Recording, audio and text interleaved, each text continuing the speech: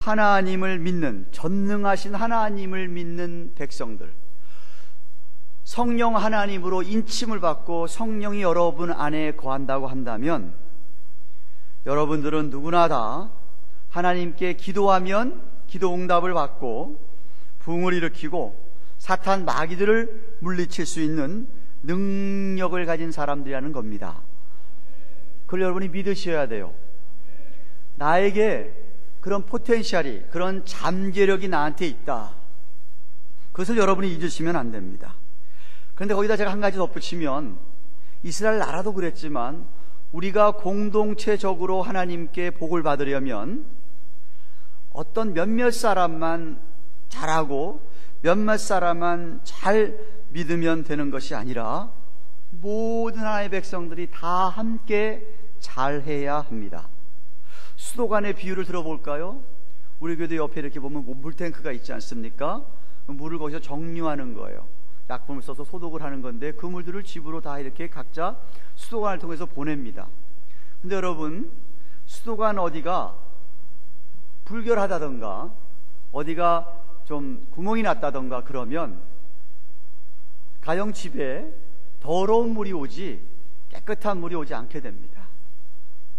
그렇기 때문에 여러분, 한 사람 한 사람이 내가 수도관 파이프라고 생각을 하시면 나 한 사람 한 사람이 정결케 되어야 되고 나 한 사람 한 사람이 주 앞에 바로 서 있어야 공동체적으로 하나님의 축복을 체험할 수 있습니다. 그래서 오늘 본문의 하나님의 백성들은 거룩해야 한다. 모든 하나님의 백성들이 예외 없이 거룩해야 한다고 말하고 있습니다. 왜냐하면 이스라엘 백성 가운데서 한 사람이라도 부패하여 부정하면 하나님의 복이 그 사람 때문에 중간에 막히거나 하나님의 복이 그 사람 때문에 세워버릴 수 있기 때문에 그렇습니다. 그러므로 저와 여러분이 뭘 생각하면 나 하나쯤은 적당히 믿으면 어때? 나 하나쯤 세상과 적당히 타협하고 믿어도 되겠지 하는 그런 생각을 절대로 해서는 안 됩니다. 왜냐하면 여러분 한 사람 때문에 우리 교회가 공동체적으로 하나님의 복을 못 누릴 수가 있습니다. 그래서 우리 모두에게 온전한 하나님 복이 임하려면 바로 나 한 사람 한 사람이 하나님께 은혜를 받아서 거룩해져 가야 하는 것이 무엇보다 중요하다는 것을 여러분이 깨달아야 합니다.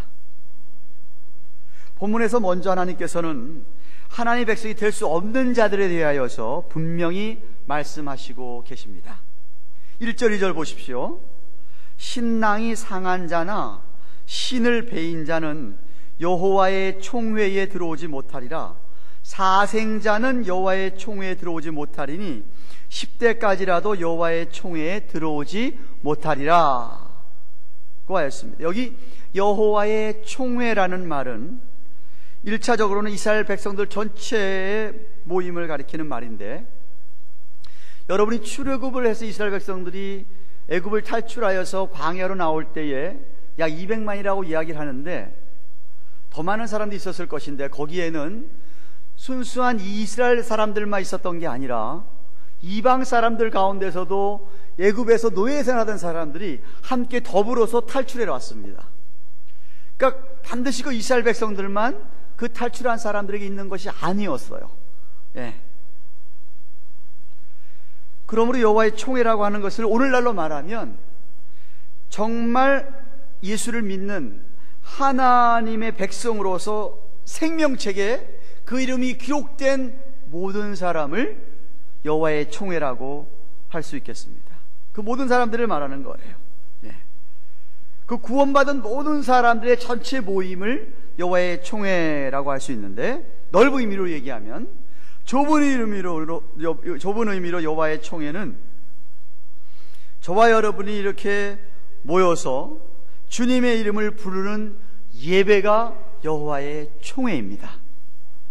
그렇기 때문에 저와 여러분들이 모여서 예배할 때는 우리만 예배드리는 것이 아니라 이 자리에 하나님의 영광이 함께하고 하나님의 천군 천사들이 함께한다는 것을 여러분이 기억하셔야 됩니다. 시카이나 글로리, 하나님의 그 영광이 이 자리에 있고 하나님이 자신의 수많은 수하들인 천군 천사들이 함께 했던 사실을 여러분 잊지 않으면 안 돼요. 그게 바로 예배예요. 예. 그 예배가 그래서 중요한 거예요. 예. 사도신경에는 그것을 거룩한 공회라고 이야기하고 있습니다. 그래서 여러분이 이 여호와의 총회에 빠지지 않아야 합니다. 왜냐하면 여러분이 빠지는 그 중요한 시간에 하나님께서 놀라운 역사를 일으킬 수 있기 때문에 그렇습니다. 그래서 여러분이 예배를 중요하게 생각하셔야 돼요. 근데 본문에서 보면 이 여호와의 총회에 참석할 수 없는 사람들을 말씀하고 있습니다. 첫째로 1절에 보니까 어떤 사람들이냐면 성기에 손상을 입은 사람입니다. 여기 신랑, 다른 한국 번역에는 불알 이렇게 되어 있는데, 신랑이 상한 자나 이것도 신랑을 얘기하는 거예요. 배인자는 남성으로서 그 모든 성기에 이상이 있는 모든 사람들을 가리키는 말입니다. 그러니까 조금 더 깊은 의미로 이 말씀을 보면 하나님의 백성들은 올바른 성생활을 해야 한다는 것이에요. 그러니까 누구든지 여호와의 총회에서 은혜를 받으려면, 이미 우리 22장에서 거룩하고도 순결한 결혼생활을 살펴보았는데, 하나님의 백성들이 성적으로 깨끗해야 한다는 것입니다. 성생활을 문란하게 하면서 여호와의 총회에 예배에 와가지고 내가 은혜를 받겠다, It's impossible, 불가능하다는 겁니다. 말이 안 된다는 이야기죠. 네. 특히 여기 알다시피 하나님의 언약의 백성들은 그 언약의 표시로 남자의 성기에 할례를 항하게 되어 있었습니다. 그런데 성기가 손상된 사람들에게는 할례를 할 수가 없었습니다. 그러니까 이스라엘 12지파의 자손에 태어난 8일 만에 태어난 아기들 외에 이스라엘로 개종한 사람들은 다 할례를 행했어야 하는데, 성기에 손상을 당한 사람들은 불가능했습니다. 어떤 사람들이 성기가 손상된 사람들일까요? 여기 언뜻 생각이 나는 사람들은 어쩌면은 옛날 옛적에 우리나라 궁중의 내시들, 어떤 이런 사람들을 생각할지 모르겠습니다. 하지만 당시에는 어떤 사람들이 성기가 손상되었냐면 이방 신에게 자신을 바친 사람들, 그런 사람들의 성기를 손상시키는 전례가 있었다라고 합니다. 그래서 자신을 이미 이방 신에게 바쳐서 성기에 손상을 입은 자는 이미 이방인의 사고방식, 그 의식 속에는 그 마귀가 사로잡고 있는 그 의식이 깊이 뿌리 박혀 있었기 때문에 하나님 백성들 같이 이렇게 와서 예배 드린다 그래서 그 사람이 변하지 않는다라는 것이에요. 이런 사람을 여호와의 총회에 못 들어오게 했습니다. 만약 사생자라고 그랬습니다. 일레즈메트 킷이죠, 그죠? 네. 합법적으로 부부가 낳은 아이가 아닌 사생자도 여호와의 총회에 10대까지 못 들어오게 했습니다. 아시다시피 그렇게 사생자는 부모가 합법적으로 방부 아기를 낳지 않은 경우인데, 어떻게 생각하면 그 사생자 본인을 생각을 하면 좀 억울한 것 같습니다. 사내로 태어난 것만도 억울하고, 주위 사람들에게 사람 취급도 못 받는데 미움도 받고 있는 것도 억울한데, 아니 하나님께서도 왜 그 사람을 여호와의 총회에 못 들어오게 하실까요? 오해하지 마세요. 하나님이 사생자라도 친정으로 하나님의 일을 사모하는 사람을 여호와의 총회에 못 들어오게 하는 것은 아닙니다. 다만 자기 안에 있는 부모로부터 물려받은 그 음란한 성향을 인정하지 않고 그냥 위선적으로 하나님의 총회에 와서 예배를 드릴 수는 없다, 그거는 인정해 주지 않는다라는 뜻입니다. 예배가 있겠지만 왜 하나님께서 10대까지 그렇게 총회에 못 들어오게 했었을까? 일반적으로 이야기하면 그 음란한 피가 깨끗해지려면 적어도 10세대는 지나야 깨끗해진다 하는 의미로서 10대가 지난 다음에야 들어오게 하지 않았나 생각을 합니다. 부모가 바람을 피워서 아이를 낳았을 때 그 아이가 커서 바람을 피는 확률은 엄청 높습니다. 배운 게 그걸 테니까. 그래서 그 음란한 성향을 완전히 끊으려면 그 아이가 철저하게 부모와의 육신적인 관계를 끊고 새로운 피조물로 새 출발을 해야 합니다. 근데 여러분, 성경에 그런 사람이 있어요. 사사 중에 입다라는 사사가 있습니다. 사사기 11장에 보면 이 사람은 자기 아버지가 기생 창녀하고 가서 바람을 피워서 낳은 아기예요. 입다라는 사람이. 그런데 입다는 아버지와 모든 육체적, 정신적, 영적인 관계를 끊고 그 집에서 쫓겨납니다. 쫓겨나서 정말 밑바닥 생활을, 인생을 살아갑니다. 그 인생 밑바닥에서부터 믿음으로 철저하게 다시 시작했기 때문에 입다는 이스라엘의 사사가 될 수 있었던 것이에요. 오늘날도 많은 사람들이 부모의 좋지 못한 정신적, 영적 유산을 물려받는 경우가 많습니다. 저도 대학생 때나 이럴 때만 하더라도 결혼 그러면은 무슨 중매고 무슨 집안을 보느냐고, 내가 좋아하고 사랑하면 결혼하면 되지라고 생각을 했는데, 나이가 먹다 보니까, 나도 아이를 키우다 보니까 왜 우리 부모들이 왜 집안을 보고 가정 백그라운드를 봐야 했었는가가 이해가 되는 거예요. 성경적이에요. 어느 부모 밑에서 자랐냐 이거죠. 물론 예외 있습니다. 입다 같은 예외가 있어요. 그렇지만 generally speaking, 일반적으로 정말 그 부모들이 어떤 정신적, 영적 상태가 있는지를 정말 보아야 된다 이거죠. 그래서 만약에 우리의 부모들이 그렇게 영적으로 잘못되어 있었고 그렇게 좋지 못한 그런 게 있었다고 한다면, 진정으로 예수를 믿고는 부모의 집안 대대로 내려오는 그런 좋지 못한 것들을 정말 과감하게 다 끊어버리고 다시 새롭게 시작을 해야 합니다. 그런 의미에서 사생자는 10대까지 총회에 못 들어오게 하지 않았나 생각됩니다.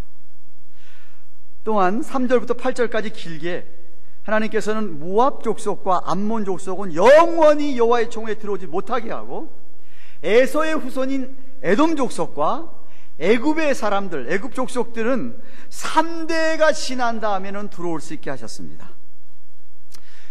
이 암몬 족속이나 모압 족속은요, 사실 이스라엘 백성들과 친척입니다. 여러분이 잘 아는 아브라함의 조카 롯과 그 딸들의 후손이 바로 이 모압과 암몬 족속이에요.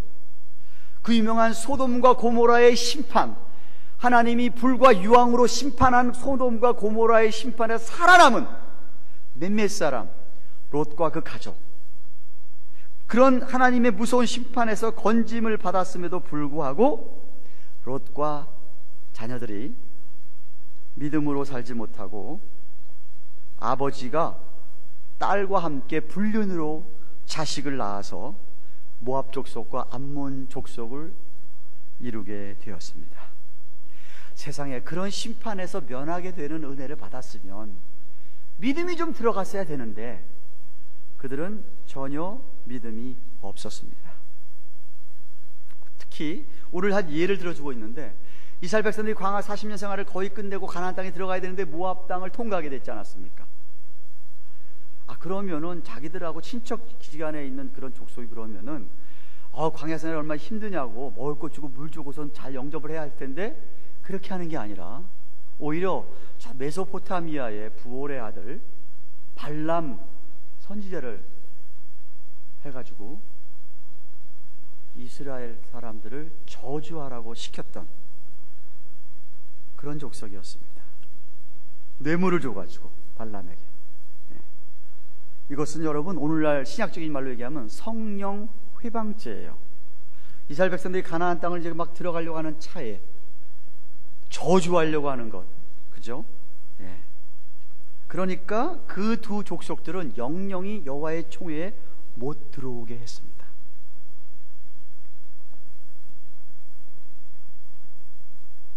그렇기 때문에 우리도 보면 가까운 친척이고 형제들이라고 하더라도 믿음의 선한 영향을 받지 않고 오히려 그렇게 악하게 시기하고 질투하며 나쁜 소문을 퍼뜨리며 저주하는 등 성령을 회방하는 죄를 지을 수 있다는 거예요.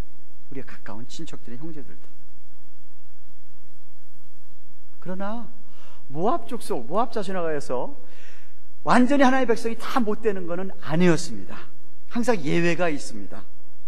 누구든지 내가 모압이라고 하는 그런, 모압 족속이라고 하는 그런 모든 지위나 자격을 다 포기하고 개종을 하면 이스라엘 백성으로 귀화가 가능했습니다. 그 예가 하나 나오는데 성경에 모압 여인으로서 다윗의 할머니가 되고 예수님의 조상이 된 누구죠? 룻은 모압 여인이었어요. 근데 자기는 다 버렸어요. 다 버렸어요. 자기가 모압 족속과의 끈 있는 거 다 버리고 나오미, 시어머니 나오미를 쫓아가겠다고.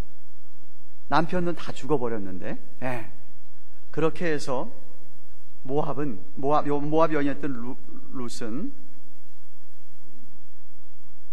이스라엘 백성으로 귀화해서 복을 받았고 다윗 왕의 할머니가 됐고 예수님의 조상이 됐어요. 그러니까 예외는 있는 거예요. 에돔도 마찬가지로 야곱 족속과 형제 관계였는데요. 에서의 후손이니까요. 그런데 그들은 그 야곱의 족속의 후손의 믿음의 선한 영향을 거부하고 세상을 따라간 사람들이었습니다. 모압이나 암몬 자손처럼 무슨 불륜을 행하거나 그런 불륜의 자식들은 아니었습니다. 다만 자기들이 이스라엘 야곱보다 더 똑똑하고 잘났다고 생각을 해서 믿음 생활을 하지 않았습니다. 그런 사람들은 나중에 3대가 지나서 믿게 되면 들어올 수 있었다. 무슨 말이에요? 세상의 교만이나 자랑을 버리면 여호와의 총에 들어올 수가 있다 하는 것을 가르쳐주고 있습니다. 그리고 9절 이하에는요, 특별히 하나님의 백성들이 전쟁 중에는 더욱 정결해야 함을 가르쳐주고 있습니다. 9절부터 11절 말씀 보십시오. 뭐라고 얘기하고 있습니까? 내가 대적을 치러 출전할 때에 모든 악한 일을 스스로 삼갈지니 그랬습니다. Keep away from everything impure 그랬어요. NIV에 보니까. 너희 중에 누가 밤에 몽설함으로 부정하거든, 그러니까 꿈에서 자위행위를 하는 거 얘기하는 거죠. 몽설함으로 부정하거든, 그 사람은 진 밖으로, 이스라엘 진 밖으로 나아가서 진 안에 들어오지 않다가 얼마 동안 해질 때까지 하루 종일 그러다가 목욕을 하고 해진 후에 진에 들어올 것이요 라고 11절에까지 얘기하고 있습니다. 특별히 전쟁하는 가운데, 전쟁 중에 있을 때는, 전쟁에 임할 때는 모든 부정한 불결한 생각을 먼저 하지 말라라는 뜻입니다. 왜 몽설을 하게 돼요? 불결하고 부정한 생각이 머리에 있으니까, 마음에 있으니까. 그렇죠? 긴장하고 싸울 준비를 하고 있어야 하는데 그게 아니라 이거 이제 전쟁하는구나, 자포자기하고 그냥 모든 것 마치 다 포기하고 술만 엄청 마시거나 성적으로 엉뚱한 짓을 하지 말라라는 뜻이에요. 요즘은 안 그렇지만 옛날엔 그랬다고 합니다. 우리 남자들이 한국에서 군대를 간다 그러면은 군대 입대할 때에 친구들이 모여가지고 그 군대 입대하는 친구를 술이 아주 고주 망태가 되도록 술을 먹이고 사창가에 보냈다 그럽니다. 왜냐하면 군 입대해가지고 죽을 수 있으니까. 죽기 전에 실컷 술 먹고 해먹고 다 해보라, 이런 식으로 그렇게 했다고 합니다.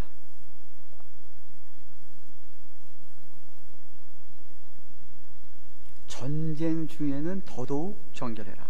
사실 남자가 꿈에 몽설한다고 하는 것은 사실 생리적인 현상이라고도 얘기할 수 있죠. 근데 그렇다고 하더라도 좋지 않은 생각을 했기 때문에 했을 수 있기 때문에 그런 사람은 일어나게 되면 진 밖으로 나가서 어두울 때까지 기다렸다가 하루 종일 기다렸다가 목욕을 하고 진으로 들어오라고 했습니다. 무슨 의미입니까? 하나님께서 이스라엘 백성들은 아주 잠깐이라도 좋지 못한 생각을 했거나 음란한 생각을 한 것까지도 우리 하나님이 정결하게 되기를 원하는 거예요. 그런 거 생각하면 여러분 우리는 매일 영적 전투를 하고 사는 사람들입니다. 맞습니까? 우리는 매일 영적 전쟁을 하는 사람들이에요. 예. 그런 우리가 이 깨끗하지 못한 생각이나 이런 생리적인 현상을 잠시 아주 없앨 수 없다고 한다면 정말 하나님 앞에 나와서 회개하고 완전히 깨끗해져야 한다, 이런 뜻입니다. 하나님께서 무슨 이런 본능적인 일조차 철저하게 정지하신다는 그런 게 아니라 어쩔 수 없어서 이렇게 덕스럽지 못하고 깨끗하지 못하고 한 것은 알아서 회개하라, 이런 뜻입니다. 네. 회개하지 않으면 정결하지 못하니까. 네.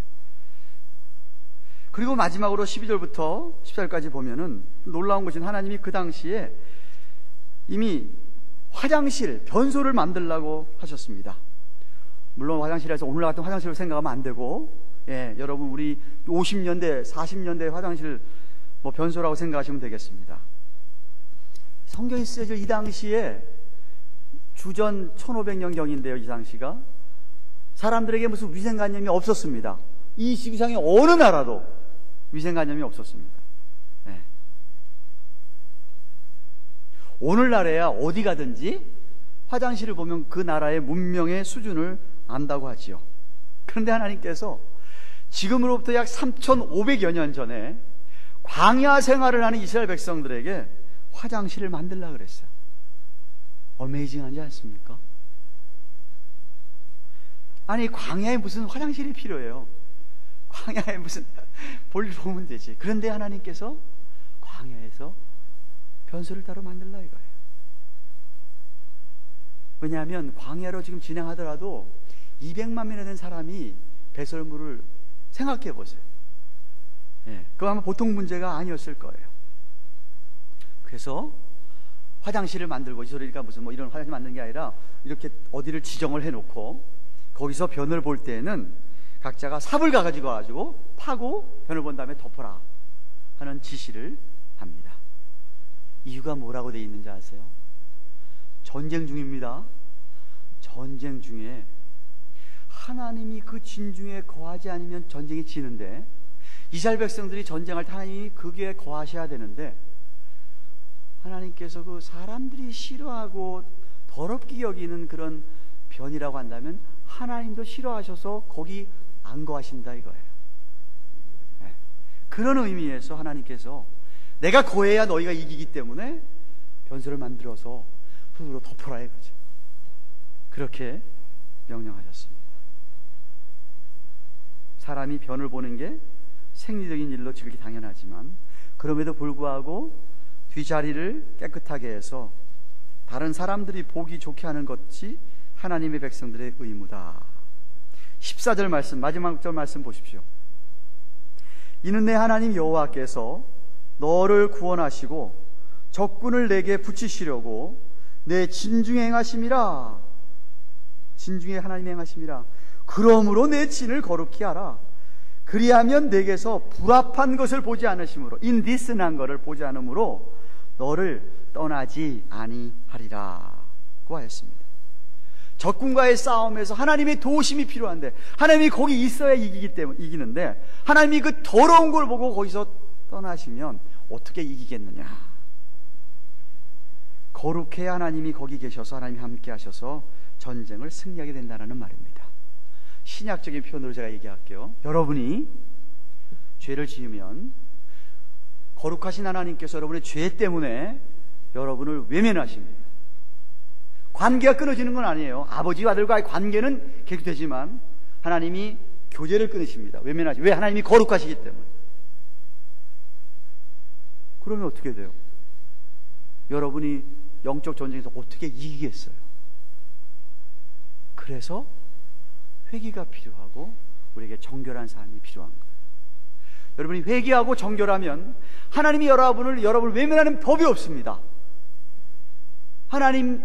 근데 하나님은 하나님 속성상 의로운 분이시고, 의로운 분이 거룩하신 분이기 때문에 죄하고는 같이 있을 수가 없는 분이에요. 그러니까 저와 여러분이 예수님 때문에 우리가 죄에 대한 형벌은 다 안 받지만 여러분이 죄를 회개하지 않으면 하나님과의 교제가 끊어지게 되는 것을 잊지 말으셔야 합니다.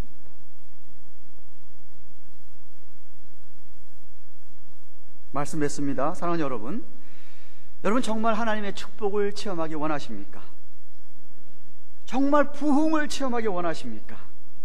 그러면 먼저 되어져야 될 것이 거룩함입니다. 우리 모두 다가 거룩해야 합니다. 네. 죄가 있으면 죄를 회개해야 합니다. 우리 주 예수 그리스도의 십자가의 보혈로 정결케 되어야 합니다.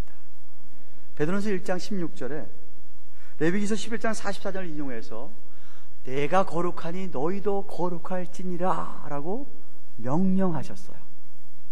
거룩해도 되고 안 해도 되는 게 아니에요. 거룩할지어다, 거룩해라, be holy as I am holy, 명령하셨어요. 여러분의 삶의 모든 영역에서 거룩함을 추구해야 합니다. 유명한 내비게이터의 총무로 오랫동안 일하시고 간사로 오랫동안 일하신 제리 브리지가 경건이 이른 연습이라는 책에서 구체적으로 이렇게 거룩해야 한다라고 설명합니다. 첫째, 정직의 측면에서 거짓말과 도둑질과 속임수를 멀리해야 합니다. 정직의 측면에서 거짓말과 도둑질과 속임수를 멀리해야 합니다. 둘째, 화평의 측면에서 어떤 종류의 쓴뿌리나 분노나 다툼도 없어야 합니다. 화평의 측면에서. 셋째, 순결의 측면에서 입이나 표정이나 생각이나 행동으로 음란한 것을 가까이 하지 않아야 한다 그랬습니다. 만약 저와 여러분이 그렇게 정직의 측면에서, 화평의 측면에서, 순결의 측면에서 거룩한 생활을 하면 하나님의 총회, 예배에 반드시 하나님의 능력이 나타납니다. 여러분의 가정이 그렇다 그러면 가정에 하나님의 능력이 나타납니다. 뿐만 아니라 일상생활에서 영적 전투에서도 여러분이 승리하게 됩니다. 그러므로 여러분 매일매일마다 매 순간마다 거룩하시기를 축원합니다. 말씀과 기도로 거룩해지십시오. 분명히 살아계신 하나님께서 역사하십니다. 할렐루야. 주신 말씀 생각하며 우리 같이 한번 기도하겠습니다.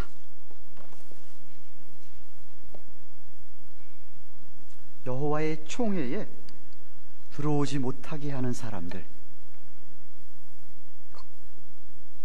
예를 들었습니다.